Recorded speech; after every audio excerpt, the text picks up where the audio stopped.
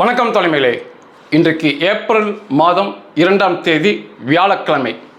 தொடர்ச்சியாக வீம்பாக அழிவை சந்தித்து கொண்டிருக்கும் ஈரான், லெபனான் மற்றும் விரைவில் அழிவை சந்திக்க போகும் ஹவுதி பைத்தியம். தேவையே இல்லாமல் முரட்டு பிடிவாதமாக அந்த சண்டையை நடத்தி கற்கால வாழ்க்கைக்கு பல நூறு ஆண்டு முன்னாளான வாழ்க்கைக்கு போகப் போகிறார்கள் இந்த ஈரான், லெபனான் மற்றும் ஹவுதி பைத்தியங்கள்.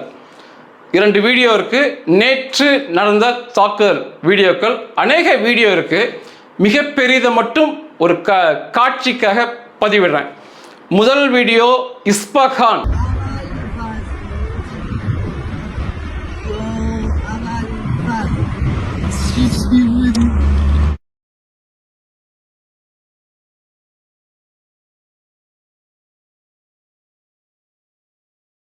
அமெரிக்க இராணுவம் தாக்குதல் நடத்திய வீடியோ. அது இஸ்பகானில் இந்த ஈரான் இராணுவம் IRGCக்கு சொந்தமான ஆயுத கிடங்கு தகர்க்கப்பட்ட காட்சி. இதை போல ஆயுத கிடங்கெல்லாம் ஒரு முறை தாக்கினால் போதும், அதுக்கப்புறம் அமெரிக்கா தாக்க தேவையில்லை. அந்த ஆயுதங்களை தொடர்ச்சியாக வெடித்து தீப்பற்றி முற்றாக எரிந்து நாசமாகும். இந்த கிடங்கும் அப்படிதான் நாசமாச்சு. ஒரு பெண் உயிருக்கு துணிந்து தெரியாமல் இந்த வீடியோ எடுக்கிறது உங்களுக்கே அந்த சத்தத்தை வச்சு புரியும். அடுத்து நீங்கள் பார்த்த வீடியோ வந்து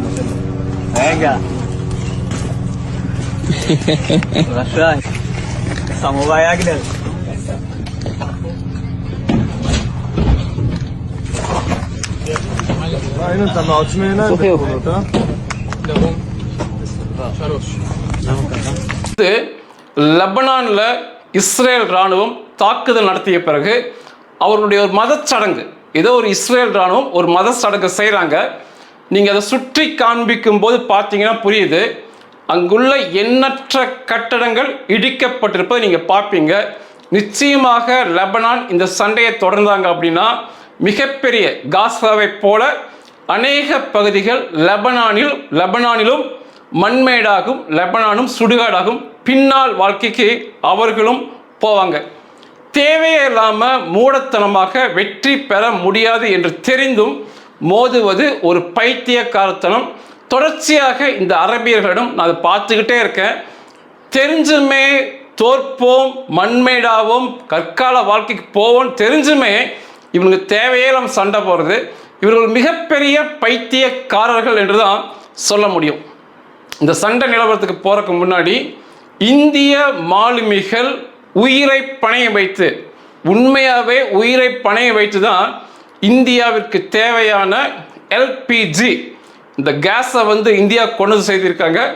மிகப்பெரிய விஷயமாக சர்வதேச அளவிலே பார்க்கப்படுது. இப்படி உயிருக்கு துணிச்சலாக அவர்கள் செய்த காரியம். ஆனால் அந்த அளவுக்கு இந்த உயிர் தியாகம், அவர்கள் முன்னெடுத்த உயிர் தியாகம் இங்கே பெருசாக பேசப்படலை. 6 கப்பல்கள் இப்படி LPG கேஸோட இந்த இந்தியாவுக்குள்ளே சேர்ந்துருக்கு. அதில் ஒரு கப்பலுடைய பெயர் ஃபைன் கேஸ். இது மும்பையை சேர்ந்த கப்பல், இது கேஸ் கப்பல். இது சண்டைக்கு முன்னால் UAEல, அது ஈரானில் UAEல இந்த எரிவாயுவை நிரப்பியது இந்த கப்பல். 45,000 டன் எரிவாயை இவங்க நிரப்பியிருக்காங்க அந்த கப்பலில். இவங்க நிரப்பிட்டு வரலான்னு நினைக்கும் போது சண்டை ஆரம்பிச்சிருச்சு. அதனால் அந்த ஹொர்மோஸ் ஜலசந்தியை கடக்க முடியல. அதனால் ஹொர்மோஸ் ஜலசந்திக்கு அந்த பக்கம் எண்ணற்ற கப்பல்கள், ஆயிரக்கணக்கான கப்பல்கள் தேங்கி நின்றது. அதில் இந்த கப்பலும் ஒன்று. இவங்க என்ன சொல்கிறாங்க அப்படின்னா, இந்த கப்பல் அங்கே நிற்கும்போது தலைக்கு மேலே, அந்த கப்பலுக்கு மேலே எண்ணற்ற ட்ரோன் மற்றும் ஏவுகணைகள் சீறி பாய்ந்ததை பார்த்துக்கிட்டே இருக்காங்க. உயிர் பயத்தோடு தான் வாழ்ந்திருக்காங்க. ஒரே ஒரு இரவில் மட்டுமே 5 ஏவுகணைகள் அந்த கப்பலை தாண்டி மேலே போயிருக்கு. எண்ணற்ற ட்ரோன் போயிருக்கு. இப்படி உயிருக்கு பயமான சூழல் தான் எல்லா கப்பலும் அங்கே இருந்திருக்கு. அதே சமயத்தில் நமக்கு எரிவாயு அவசியம். சாப்பாடு செய்யணும். இந்தியாவில் 140 கோடி மக்கள் இருக்காங்க. சமைக்கணும் அப்படின்னா எரிவாயு ரொம்ப முக்கியம். அதனால் அந்த கப்பல் எரிவாயோட கிளம்பி வர ஆயத்தமானாங்க. அப்போ இந்திய அதிகாரிகள், இந்திய அரசு அதிகாரிகள் அந்த கப்பலுடைய உரிமையாளர்கள், அந்த கப்பல் அதிகாரிகள் வந்து அதில் 27 மாலுமிகள் உட்பட பணியாற்றிருக்கிறாங்க. நீங்கள் கிளம்பி வந்தீங்கன்னா நிச்சயமாக உயிரோடு வந்து சேர்வதற்கு கேரண்டி, உத்தரவாதம் இல்லை. அதனால் உங்களுக்கு உங்கள் உயிருக்கு உத்தரவாதம் இல்லை. அதனால் நீங்கள் கிளம்பி வரக்கு ஆம் என்று சொல்கிறீர்களா இல்லை என்று சொல்கிறீர்கள், இதே கேள்விதான், ஆமா இல்லையா அப்படின்னு கேட்டிருக்காங்க. 27 பேரும் எங்கள் உயிரை பணையம் வைத்து நாங்கள் வரோன்னு சொல்லி ஆம் என்று பதில் சொல்லியிருக்காங்க. அதுக்கப்புறம் அந்த ஈரான் இராணுவம் IRGC கேட்டிருக்காங்க, இந்திய கப்பல் எரிவாயு எங்களுக்கு அவசியம், கிளம்பி வரேன்னு சொல்லும்போது அந்த ஈரானிய இராணுவம் IRGC வந்து எப்பொழுதும் போல ஹொர்மோஸ் ஜலசந்தியை கடக்க வேண்டாம், அதில் நாங்கள் எண்ணற்ற கன்னி வெடிகள், பொதுவாக கன்னி வெடினா நிலத்தில் நம்ம கேள்விப்படுவோம், கடலிலும் வைக்கலாம், தவறி பட்டுச்சுன்னா கப்பல் தகர்க்கப்படும், எண்ணற்ற கடல் கன்னி வெடிகளை நாங்கள் அங்கே பதிச்சிருக்கோம். அதனால் அதை விட்டுட்டு நான் ஏற்கனவே பேசியிருந்த லாராக் ஜலசந்திம்பாங்க, அது வந்து அங்கேருந்து தான் ஹொர்மோஸை அவங்க கட்டுப்படுத்துகிறாங்க, ஈரானுடைய IRGC இராணுவம். நீங்கள் இந்த லாராக் ஜலசந்தியை தாண்டி போங்க, கன்னி வெடி இல்லை, நீங்கள் போய்க்கலாம் அப்படின்னு இருக்கிறாங்க. 4 இந்திய போர்க்கப்பல்கள் அதை வழிநடத்தி 20 மணி நேரம் பாதுகாப்பு கொடுத்து அந்த லாராக் ஜலசந்திலாம் தாண்டி வெற்றிகரமாக இந்தியாவிற்குள் கொண்டு வந்து அந்த கேஸை கொண்டு வந்து சேர்த்துட்டாங்க. இந்த ஃபைன் கப்பலை போல 6 பிரம்மாண்ட இந்த கேஸ் கப்பல்கள் இந்தியாவுக்குள்ள வந்து சேர்ந்திருக்கு. அவங்க மார்ச் 11ஆம் தேதி கிளம்ப இருந்தது, அது ஒரு தடவை தடையாகி மார்ச் 23 அவங்க அந்த பயணத்தை தொடர்ந்துருக்காங்க. 20 மணி நேரம் நேவி மட்டுமே, இந்திய கப்பல் படம் மட்டுமே பாதுகாப்பு கொடுத்து நேற்று பத்திரமாக கொண்டு வந்து சேர்த்திருக்காங்க. இந்த ஃபைன் கப்பலில் மட்டும் 45,000 டன் எரிவாயு வந்து சேர்ந்திருக்கு. மொத்தம் 6 கப்பல் வந்திருக்கு. இன்னும் 18 கப்பல்கள், இந்தியாவுடைய கச்சா எண்ணெய் எரிவாயு கப்பல்கள் அந்த ஹொர்மோஸ் ஜலசந்திக்கு அந்த பக்கம் இருக்கு. அதில் 485 இந்திய மாலுமிகள் அதில் இருக்கிறாங்க. அவர்களுடைய பயணமும் விரைவில் ஆரம்பிக்க போது. நிச்சயமாக உயிரை பணையம் வைத்து எங்களுக்கு உயிர் தேவையே இல்லை, இந்திய மக்களுக்கு கேஸை சேர்க்க வேண்டும் என்று வந்த இந்த மாலுமிகள் நிச்சயமாக பாராட்டுக்குரியவர்கள். அந்த கப்பல் நிறுவனம் என்ன சொல்றாங்கன்னா, இந்த 20 கோடி அளவுள்ள இந்திய பணத்தை இந்த IRGC வாங்கவில்லை, எங்கள் கப்பல்லாம் அவங்க ஏறவே இல்லை, நாங்கள் கேட்டோம், லாராக் ஜலசந்தியை பயன்படுத்த சொன்னாங்க, யாருமே வரல, எந்த பணமும் வாங்கலை, நாங்கள் பத்திரமாக இந்திய கப்பற்படை உதவியோடு வந்து சேர்ந்தோம் அப்படின்னாங்க. எப்பொழுதுமே நீங்கள் பார்த்தீங்க அப்படின்னா கதாநாயகிகள் என்பவர்கள் வந்து நம்மை சுற்றி இருக்கிற சராசரி மக்கள் தான் இந்த கதாநாயகியாக விளங்குவார்கள். ஆனால் இவ்வளோ பெரிய வேலை நடந்திருக்கு. இந்த 27 மாலுமிகள் யாருன்னு நமக்கு தெரியாது, அவங்க முகம் நமக்கு தெரியாது. ஆனால் நம்ம திரையில் தோன்றுகிற கூத்தாடிகளை கதாநாயகியாக பின்பற்றுவது உண்மையாகவே ஒரு மிகப்பெரிய சாபக்கேடு தான். இந்த உண்மையா உயிரை பணையம் வைத்த இந்த 27 பேர் நமக்கு தெரியாது. இந்த நிகழ்ச்சியை ஒருவேளை ஒரு சினிமாவாக எடுத்தால் அதில் நடிக்கிற ஒரு நிழலை பார்த்து நம்ம போற்றுவது உண்மையாகவே ஏற்றுக்கொள்ள முடியாத செயல். அமெரிக்க அதிபர் ட்ரம்ப் அவர்கள் நேற்று ஒரு பேட்டி கொடுத்திருந்தார், புதன்கிழமை. இந்த 1 மாதம் நிறைவானது, 1 மாதம் ஈரான் மீது தாக்குதல் நடத்தியது நிறைவு விழா போல ஒரு பேட்டி கொடுத்திருந்தாரு. அதில் எல்லாத்தையுமே மிக தெளிவாக சொல்லியிருந்தார். அவர் என்ன சொல்றாருன்னா, பேச்சுவார்த்தைக்கு உடன்பட்டு வரவில்லை என்றால் ஈரான் வருகின்ற 3 வாரங்கள் மிக கடுமையாக இந்த ஈரானுடைய கட்டுமானங்களை அழித்து ஒழிப்போம், ஒன்னத்தையும் மிச்சம் விட மாட்டோம், அழித்து ஒழிப்போம். நிச்சயமாக எலக்ட்ரிக்கல் கட்டுமானங்கள், மின்சாரத்தை தரக்கூடிய கட்டுமானங்களை தரை மட்டுமாக்கவும் அதில் எந்த மாற்று கருத்துமே இல்லை. ஆனால் அதே சமயம் இந்த ஈரானுடைய எண்ணெய் வளங்களை நாங்கள் அடிக்கப் போவது இல்லை. எண்ணெய் வளங்கள் அடிப்பது மிக எளிது அமெரிக்காவுக்கு, என்றாலுமே ஒரு பரிதாப சூழலை கருதி எண்ணெய் வளத்தை நான் அடிக்கப் போவதில்லை. ஆனால் எலக்ட்ரிக் கட்டுமானங்களை மற்றும் அந்த தேசிய கட்டுமானங்களை நிச்சயமாக மிக கடுமையாக தாக்குவேன். கற்கால வாழ்க்கைக்கு ஈரானை கொண்டு போய் நிறுத்துவேன். இந்த வார்த்தையை பதிவு பண்ணது ட்ரம்ப் தான் பதிவு பண்ணாரு. கற்கால வாழ்க்கைக்கு கொண்டு போய் நிறுத்துவேன். அதுக்கப்புறம் ஈரானில் தங்கியிருக்க வேண்டிய அவசியம், அதாவது 3 வாரத்துக்கு அப்புறம் அமெரிக்கர்களுக்கு கிடையாது. அந்த பகுதியில் நாங்கள் இராணுவ வீரரை நிப்பாட்ட போவது கிடையாது. அவர்களுடைய ஈரானுடைய எண்ணெய் எங்களுக்கு அவசியமே இல்லை. மிகச்சிறந்த எண்ணெய் வளங்கள் அமெரிக்காவிற்கு உலகத்தில் முதலிடத்தில் நாங்கள் எண்ணெய் வளங்களை வைத்திருக்கிறோம். தேவையானவர்கள், மிகச்சிறந்த எண்ணெய் வேண்டுபவர்கள் எங்ககிட்ட வாங்கிக்குங்க. அப்படி இல்லை அப்படின்னா யார் யாருக்கெல்லாம் அந்த பகுதி எண்ணெய் தேவைப்படுதோ நீங்கள் போய் அங்கே நின்றுக்குங்க. அந்த ஹொர்மோஸ் ஜலசந்தியில் நீங்களும் உங்கள் இராணுவம் போய் நின்று கொள்ளுங்கள். எங்களுக்கு அது அவசியம் இல்லை. 3 வாரம் மிக கடுமையான தாக்குதல் இருக்கும். அந்த ரெஜிமை, அந்த மதவெறி கும்பலை மாற்ற வேண்டிய அவசியம் எங்களுக்கு இல்லை. ஆனாலும் அவர்களை மாற்றிவிட்டோம். தேசிய கட்டுமானங்கள், மின்சார கட்டுமானங்கள் மிக கடுமையான சேதத்துக்கு உள்ளாகும் சொல்லி மிக பெரிய அளவு மிரட்டல் விடுத்திருக்கிறார். அவர் என்ன சொல்றாருன்னா, ஈரானில் எந்த செய்தி தொடர்பும் இல்லை, அவங்களுக்கு விமானப்படை இல்லை, கப்பற்படை இல்லை, ஏவுகணைகள் ட்ரோன்கள் வெகுவாக குறைச்சிட்டோம், மற்றபடி வான் பாதுகாப்பு சாதனங்கள் எதுவுமே இல்லை. ஈரான் என்பது பழைய ஈரானே இல்லை. அதன் தலைவர்கள் அனைவருமே கொண்டுட்டோம். மிகப்பெரிய வெற்றியை பதிவு பண்ணியிருக்கோம். கூடுதலாக இன்னும் 3 வாரங்கள் மிகப்பெரிய பேரழிவை கொடுப்போம். அதற்கு முன்னால் அவங்க பேச்சுவார்த்தையில் எங்களோடு ஈடுபட்டு சரண்டர் ஆகிக்கொள்வது அவங்களுக்கு நல்லது என்ற கருத்தில் ட்ரம்ப் புதன்கிழமை மிக தெளிவான கருத்துக்களை பதிவு செய்தார். அவர் இந்த ஈரான் மீது தாக்குதல் நடத்துவதற்கு 2 காரணங்களை சொன்னார். ஒன்று ஈரான் அணுகுண்டுகளை செய்ய முயற்சித்தது. இன்னைக்கு அது மிகப்பெரிய தடைக்கு உள்ளாகி இனி அவர்களால் அணுகுண்டு செய்ய முடியாது, செய்யவும் விட மாட்டேன், தொடர்ச்சியாக தாக்குவேன், அணுகுண்டு செய்யும் முயற்சியில் ஈரான் ஈடுபட்டார். அது ஒரு காரணம் சொன்னார். புரட்சியில் ஈடுபட்ட மக்களை, அந்த மத வெறியினருக்கு எதிராக புரட்சியில் ஈடுபட்ட மக்களை 45,000 பேரை மிக கொடூரமாக கொன்றிருக்கிறார்கள். அதற்கான தாக்குதலும் பதிவு பண்ணார். நான் 87,000 மக்கள் கொல்லப்பட்டாங்கன்னா ட்ரம்ப் 45,000 பேர்த்த கொன்றிருக்கிறாங்க 2 தினங்களில். அதற்கான தாக்குதல் என்று நியாயப்படுத்தினார். மிக சரிதான். ஒரு அப்பாவி மக்களை அத்தனை பேர்த்த ஒரு இனப்படுகொலை செய்தது ஏற்றுக்கொள்ள முடியாத காரியம்.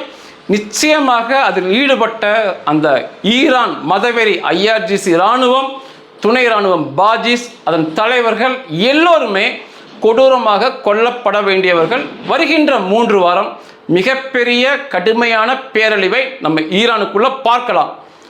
இஸ்ரேல் என்ன சொல்றாங்க, அவங்க தரப்புல என்ன சொல்றாங்கன்னா, ஓரளவு அவங்க ஸ்கெட்ச் போட்ட எடுத்துக்கொண்ட இராணுவ கட்டமைப்புகளை அழித்து விட்டோம். இந்த நாட்களில், இந்த 1 மாச சண்டையில் இராணுவ கட்டுமானங்கள், ஏவுகணைகள் வெகுவாக அழிக்கப்பட்டு விட்டது. வருகின்ற ஏவுகணை குறைஞ்சிருச்சு. வரும் நாட்கள் போர்களில் இலக்கு தாக்குதல்கள், அந்த ஈரான் தலைவர்கள், தளபதிகள் இந்த இலக்கு தாக்குதலிலும் கட்டுமானங்களை அழிப்பதிலும், ஈரான் தேசிய கட்டுமானங்களை அழிப்பதிலும் இஸ்ரேல் விமானப்படை ஈடுபடும் சொல்லியிருக்கிறாங்க. அநேக இந்த இராணுவ கட்டமைப்பை அழித்து விட்டோம் அப்படின்னு சொல்லி அவங்க பதிவு பண்ணிக்கிறாங்க. தொடர்ச்சியான தாக்குதல்கள் போய்கொண்டிருக்கு ஈரான் மீது இஸ்ரேல் விமானப்படை மூலமாக. இந்த வாரம் முழுக்க இஸ்ரேலில் விடுமுறை வாரம், பாஸ் ஓவர் அப்படிம்பாங்க, புளிப்பில்லாத அப்ப பண்டிகைன்னு சொல்லுவாங்க. அந்த விடுமுறை வாரம் 8 நாட்கள் அவங்களுக்கு இருக்கும். இது மிகப்பெரிய அளவில் அனுசரிப்பாங்க. நாங்கள் இருந்தப்ப மிகப்பெரிய அளவில் அனுசரிச்சிருக்காங்க. ஆனால் இஸ்ரேலில் 50 பேருக்கு மேலே எக்காரணம் கொண்டும் கூடக்கூடாது. இன்னைக்கு சட்டம் அப்படிதான் போகுது. அதிகபட்சம் 50 பேர் ஒரு இடத்துல சேரலாம், அதுக்கு மேலே சேரக்கூடாதுன்னு இருக்காங்க. அதனால இந்த பாஸ் ஓவர் பண்டிகை எல்லாமே மிகப்பெரிய அளவு அந்த ஆலயங்களில், யூத தேவாலயங்களில் விழாக்கள் போன்று இல்லாமல் சின்ன சின்ன குழுக்களாக இஸ்ரேலுக்குள்ளும் இஸ்ரேலுக்கு வெளிநாடுகளையும் அப்படி கொண்டாடினா போதும் அப்படின்னு பதிவு பண்ணியிருக்கிறாங்க. அவர்கள் அப்படிதான் கொண்டாடுறாங்க. ஆனால் அங்குள்ள கிறிஸ்தவர்கள் தேவையே இல்லாமல் போன குருத்தோலை நாய்களிலிருந்து பிரச்சனை பண்ணிட்டு இருக்காங்க. எங்களை மிகப்பெரிய அளவில் கூட அனுமதிக்கணும்னு சொல்லி வருகின்ற குட் ஃப்ரைடே புனித வெள்ளி நாளைக்கு அந்த ஈஸ்டருக்கெல்லாம் நாங்கள் பெரிய அளவில் கூட்டம் கூடுவோம், எங்களை அனுமதிக்கணும்னு சொல்லி அமெரிக்க ட்ரம்ப் அதிபர் வரைக்கும் பேசி அமெரிக்காவுடைய வெள்ளை மாளிகை செய்தி தொடர்பாளர் கரோலின் இதெல்லாம் பேசுகிற அளவுக்கு பண்ணியிருக்கிறாங்க. மிகப்பெரிய தவறு. ஒரு போர் நடக்கின்ற சமயத்தில் ஆயிரக்கணக்கான மக்கள் ஒன்று சேருவது மிகப்பெரிய தவறு. ஏதாவது ஒரு மிகப்பெரிய ஏவுகணை தாக்குதல் நடத்தினா மிகப்பெரிய உயிர் சேதமாகும். அதனால் இதெல்லாம் புரிந்து கொண்டு செயல்படுவது தான் எல்லோருக்கும் மிக நல்லது. நேற்று புதன்கிழமை நடத்தப்பட்ட தாக்குதலில், இஸ்ரேலுக்குள்ள நடத்தப்பட்ட தாக்குதலில் ஈரான் மற்றும் லெபனான் 2 பயங்கரவாதிகளும் செய்து, இந்த பண்டிகை காலம் என்பதால் அவர்கள் மகிழ்ச்சியாக இருக்கக்கூடாது என்பதற்காக வழக்கத்திற்கு மாறாக அதிகமான ஏவுகணைகளையும் ராக்கெட் மூலம் தாக்குதல் நடத்தினாங்க. அது போதாது என்று ஹவுதி பைத்தியங்கள் அங்கிருந்து 3வது முறையாக ஏவுகணை தாக்குதல் அவனும் நடத்தினாங்க. இதுக்கு துணையாக எந்தவித உயிர் சேதமும் புதன்கிழமை இஸ்ரேல் மக்களிடையே, இஸ்ரேல் இராணுவ வீரர்களிடையே நடைபெறவில்லை. ஆனால் 12 பேர் ஒரு மிசைல் ஈரான் ஏவுகணை நேரடியாக தாக்கியதில் 12 பேர் காயமுட்டாங்க. அதில் ஒரு 11 வயது சிறுமி, 12 வயது சிறுவன் உயிருக்கு போராடிட்டு இருக்கான். மீதம் பேர் காயப்பட்டிருக்காங்க. இந்த அதிகமான லெபனான் ராக்கெட்டும் ஹவுதி ஏவுகணையும் வழிமறிக்கப்பட்டது. உயிர் சேதம் அங்கே எதுவுமே இல்லை புதன்கிழமையில். இன்னும் ஒரு கூடுதல் தகவல், உடனடியாக அமெரிக்கா ஏதாவது ஒரு விதத்தில் சண்டையை நிறுத்தினாலுமே இஸ்ரேல் வருகின்ற காலங்களில் உடனடியாக சண்டையை நிறுத்த இஸ்ரேலுக்கு எண்ணமில்லை. தொடர்ச்சியாக விமானப்படை தாக்குதல் மூலமாக தாக்குதல் நடத்தி அந்த ரெஜிமை, மதவெறி கும்பலை நிச்சயமாக மாற்ற வேண்டும் என்று மிகப்பெரிய குறிக்கோளில் இஸ்ரேல் இருக்காங்க. ஈரானுக்குள் அந்த மதவெறி கும்பல், அயத்துல்லா அலி கொமேனி அடிவருடிகள், அவன் இது எந்த கும்பலும் இருக்கக்கூடாது, புதிய ஆட்சியை கொண்டு வர வேண்டும் என்பதில் இஸ்ரேல் உறுதியாக இருக்காங்க. ஆனால் அமெரிக்கா மிகப்பெரிய சேதத்தை கொடுக்க வேண்டும், மிகப்பெரிய அளவு கொள்ள வேண்டும், அந்த கட்டுமானங்கள், மின்சார கட்டுமானங்களை அழிக்க வேண்டும், அணுகுண்டு செய்வதை அவர்களை மிக பின்னுக்கு தள்ள வேண்டும் என்ற குறிக்கோளில் அவங்க இருக்காங்க. கூடுதலாக UAE, யுனைடெட் அரபு எமிரேட், முதன்முறையாக சண்டையில் நாங்களும் கலந்து கொள்கிறோம். அதாவது இந்த ஹொர்மோஸ் ஜலசந்தி மூடப்பட்டிருக்கு. இந்த UAE விற்பனையாகின்ற அனைத்து கச்சா எண்ணெய்கள் மற்றும் இயற்கை எரிவாயுக்கள் இந்த ஆசிய நாடுகளுக்கு வரும்போது அந்த பகுதியை தாண்டி தான் வரணும். மிகப்பெரிய வியாபாரம் அது மூடப்பட்டிருக்கனால UAEக்கு மிகப்பெரிய சிக்கலாக இருக்குது. அதனால் இந்த ஹொர்மோஸ் ஜலசந்தியை திறக்கும் சண்டையை ஒன்று ஏற்படுத்தலாம். எங்களுடைய இராணுவ வீரர்கள் அதில் கலந்து கொள்வார்கள் என்ற கருத்தை பதிவு பண்ணியிருக்கிறாங்க. முதன்முறையாக ஒரு அரபு நாடு இந்த சண்டையில் கலந்து கொள்கிறோம், தரைப்படை வீரர்களை அனுப்புகிறோம் சொல்லியிருக்கிறாங்க. ஈரானை ஒப்பிட்டு பேசும்போது ஈரானில் 6.5 லட்சம் ஆக்டிவ் சோல்ஜர்ஸ்பாங்க. அதாவது எப்பொழுதுமே இராணுவ வீரர்கள் 6 லட்சம் பேர் இருந்துகிட்டே இருக்காங்க ஈரானில், ரிசர்வ் தனி. அதே போல் UAEயில் பார்த்தா 65,000 இராணுவ வீரர்கள் ஆக்டிவ் டியூட்டியில் இருந்துகிட்டே இருக்காங்க. 65,000 6.5 லட்சத்தையும் ஒப்பிட்டு பேச முடியாது. ஆனால் ஈரானை ஒப்பிட்டு பேசும்போது மிக சிறந்த விமானப்படையை UAE வைத்திருக்கிறது. அதே போல விமான எதிர்ப்பு சாதனங்களை மிக சிறப்பானதை UAE வைத்திருக்கிறது. மிகச்சிறந்த கப்பற்படையை வச்சிருக்கு. மிக அதிகமாக இராணுவத்திற்கு செலவு செய்யும் நாடு ஈரானை ஒப்பிட்டு பேசினா UAE தான். ஈரான்கிட்ட ஏவுகணை மற்றும் ட்ரோன் தரைப்படை இராணுவ வீரர்கள் அதிகம். இந்த UAEகிட்ட நவீன சாதனங்கள், போர் விமானங்கள், கப்பல்கள் அதிகம். அதனால் அவங்க வருவது இந்த சண்டைக்கு மிகப்பெரிய பலத்தை கொடுக்கும் அப்படின்னு பார்க்கப்படுது. ஆனால் இஸ்ரேல் என்ன சொல்கிறாங்கன்னா, இந்த ஹொர்மோஸ் ஜலசந்தியை பிடிப்பது தேவை அற்ற செயல். ஹொர்மோஸ் ஜலசந்தியை தாக்குவது, பிடிக்கிறதெல்லாம் இந்த சண்டை என்று ஒன்று நின்று விட்டாலே தன்னை போல இந்த ஹொர்மோஸ் ஜலசந்தி திறக்கப்படும். இதுக்கு முன்னால் இந்த ஹொர்மோஸ் ஜலசந்தி நீண்ட காலமாக பிரச்சனை இல்லாமல் தான் போயிட்டு இருந்துச்சு. இப்போ சண்டை நடக்கிறதுனால தான் பிரச்சனையாக இருக்குது. சண்டை நின்னா அது தன்னை போல திறந்துருவாங்க. அதனால் தேவையே இல்லாமல் இராணுவ வீரர்களை ஹொர்மோஸ் ஜலசந்திக்குள்ள இறக்குவது மிகப்பெரிய அழிவை தரும். இது UAEக்கு வியாபார ரீதியாக ஹொர்மோஸ் ஜலசந்தியை கைப்பற்றுவது அவங்களுக்கு மிகப்பெரிய வெற்றியாக அமையும். அமெரிக்காவுக்கும் இஸ்ரேலுக்கும் இந்த ஹொர்மோஸ் ஜலசந்தி தேவையற்ற ஒன்று. நம்ம அதை விட்டுட்டு அந்த ரெஜீமை மாற்றுறத, அந்த ஈரானுக்குள் செயல்படும் மதவெறி கும்பலை அழித்து ஒழித்து மாற்றுவது மற்றும் அந்த இராணுவ கட்டமைப்பை அழிப்பதை தொடரலான்னு சொல்லி இஸ்ரேல் சொல்லியிருக்கிறாங்க. ஆனால் UAE ஆஃபர் பண்ணியிருக்காங்க, இராணுவத்தை, எங்கள் இராணுவ வீரர்களை விமானப்படை இறக்குறேன்னு சொல்லி நாளை என்ன வேணாலும் நடக்கலாம். இந்த லெபனானுக்காக மிகப்பெரிய அவசர கூட்டம் ஒன்று ஐக்கிய நாட்டு சபையில் பாதுகாப்பு கவுன்சில், செக்யூரிட்டி கவுன்சிலில் போடப்பட்டது. மிகப்பெரிய அளவு இஸ்ரேலுக்கு கண்டனம் தெரிவிக்கப்பட்டது. இன்னொரு காசாவாக லெபனானை மாற்றுகிறார்கள். அங்கே லெபனானுக்குள்ள கணிசமான இடத்தை பிடித்து லெபனானை ஆக்கிரமிப்பு செய்கிறாங்கன்னு சொல்லி மிகப்பெரிய அளவில் குறிப்பாக EU நாடுகள் மிகப்பெரிய கண்டனத்தை தெரிவித்தாங்க. ஆனால் எதுவுமே சட்டமாக நிறைவேற்ற முடியாது. ஏன்னா அமெரிக்கா, இந்த ஐரோப்பிய நாடுகளோ சீனாவோ ரஷ்யாவோ எந்தவித கண்டன தீர்மானம் லெபனானை அடிக்கக்கூடாதுன்னு சொல்லி சட்டங்களை கொண்டு வந்தால் அமெரிக்கா வீட்டோவை உபயோகப்படுத்தி தடுத்துருவாங்க. அதனால் இந்த கூட்டங்கள் பேச்சுக்கள் வீண்தான்.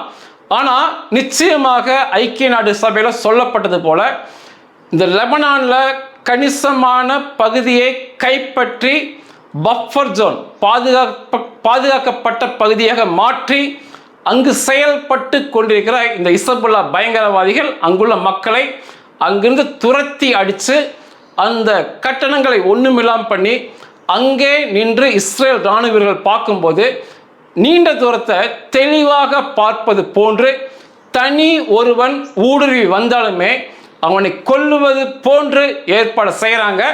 எப்படி காசாவில் பாதி பிடிக்கப்பட்டிருக்கோ கிட்டத்தட்ட ஒரு 20% 25% லெபனானை பிடித்து விடலாம் அப்படிங்கிற எண்ணத்தில் இருக்காங்க. அப்போ தான் அந்த இஸ்ரேல் மக்கள் ஒரு 30 கிலோமீட்டர் அந்த பக்கம் அவனை அனுப்பிட்டா அந்த 30 கிலோமீட்டர் திருப்தியாக இருக்கலாம். அவனுக்கு வர முடியாது. அவருடைய ராக்கெட்டுகள் 30 கிலோமீட்டர் பின்னோக்கி போயிடும். அப்போ இஸ்ரேல் இன்னும் அதிக பாதுகாப்போடு இருக்கலாம் என்ற கருத்தில் தீவிரமாக யார் சொன்னாலும் கேட்காம லெபனானை இடிச்சிட்டு இருக்காங்க. இந்த ஹவுதியை அடிக்கும்போது எந்தவித பிரச்சனையும் வராது. ஏன்னா இந்த ஹவுதி உலக நாடுகளால், ஐக்கிய நாட்டு சபைகளால் அங்கீகரிக்கப்படாத ஒரு பயங்கரவாத குழு, பயங்கரவாத பகுதி. அதனால் ஹவுதி அடிக்கிறது பெரிய பிரச்சனையாகாது. விரைவில் ஹவுதிக்கு அடி இருக்குது, அது மிக விரைவில் செய்வாங்க. அது இந்த விடுமுறை காலம், பாஸ் ஓவர் அப்படிங்கிறதுனால ஈரான்லேயும் லெபனான்லேயும் கவனத்தை செலுத்தி கொண்டிருக்காங்க. அநேக வாட்ஸ்அப் வதந்தி நீங்கள் பார்த்துக்கிட்டு இருக்கீங்க. என்கிட்ட கூட கேட்டிருந்தாங்க, இஸ்ரேலுக்குள் லெபனான் இந்த ஹிசபுல்லா பயங்கரவாதிகளோட சிறப்பு படை ரித்வான் ஃபோர்ஸ் அப்படிம்பாங்க உள்ளே போயிடுச்சு அப்படின்னா ஒரு தேவையற்ற ஒரு புரளி, கனவிலும் நடக்காத ஒரு காரியத்தை சொல்லிட்டு இருக்காங்க. ஒரு இஸ்ரேலுக்குள்ள தரைப்படை ஊடுருவி செல்வது என்பது நடக்காத காரியம். இதுக்கு முன்னால Egypt, Jordan, Syria, Lebanon, Iraq, Saudi இந்த மாதிரி நாடுகள் எல்லாம் ஒன்றா சேர்ந்து முயற்சித்த போது கூட இஸ்ரேல் அவர்களை அடித்து தரைமட்டமாக்கி எகிப்தின் பகுதியை, ஜோர்டான் பகுதியை, சிரியா பகுதியை, லெபனான் பகுதியை கைப்பற்றினாங்க. சுற்றி இருக்க நாடை கைப்பற்றினாங்க. அத்தனை நாட்டு இராணுவமும் சேர்ந்து செய்ய முடியாத காரியத்தை ஒரு இசபுல்லா பயங்கரவாதி செய்து விடுவான்னு பேசுறது உண்மையாகவே நகைச்சுவையாக இருக்குது. ஒரு வதந்தியை கிளப்பினாலுமே ஒரு உண்மை கொஞ்சமாவது இருக்கிற மாதிரி இருக்கும். இந்த இசபுல்லா பயங்கரவாதியோ ஏன் எந்த அரபு நாட்டு இராணுவமும் கனவுலையும் நினச்சி பார்க்க மாட்டாங்க இஸ்ரேலுக்குள்ள நுழையணுங்கிறத. அந்த அளவுக்கு மொத்த மக்களையும் இராணுவ வீரர்களாக, இராணுவ வீராங்கனைகளாக மாற்றி வைத்து ஒரு எஃகு கோட்டை போல அவர்களின், இந்த அரபியர்களின், இஸ்லாமியர்கள் காற்று கூட உள்ளே வர முடியாத அளவுக்கு அவங்க இருக்காங்க. அதில் போய் தேவையே இல்லாமல் இந்த வதந்திகள்லாம் உண்மையை பெரிய சிரிப்பு, எனக்கெல்லாம் சிரிப்பை தான் வரவழைக்குது. இந்த ஏப்ரல் 2ஆம் தேதிப்படி ஈரானுக்குள் லெபனானுக்குள் மிகப்பெரிய தாக்குதல் போகிறது. ஈரானில் ரெஜிமை நிச்சயமாக மாற்ற வேண்டும் என்ற அடிப்படையில் கடுமையான தாக்குதல் தராங்க. லெபனானில் 20லிருந்து 25% பிடிக்க வேண்டும் என்ற அடிப்படையில் தாக்குதல் போயிட்டு இருக்கு. புதன்கிழமை இஸ்ரேல் மீது நடத்தப்பட்ட தாக்குதலில், ஏவுகணை தாக்குதலில் மரண எண்ணிக்கை இல்லை. ஆனால் 2, ஒரு சிறுவன் ஒரு சிறுமி மற்றும் 10 பேர் காயப்பட்டிருக்காங்க. அதில் அந்த சிறுவனும் சிறுமியும் சீரியஸாக இருக்காங்க. நன்றிகள்.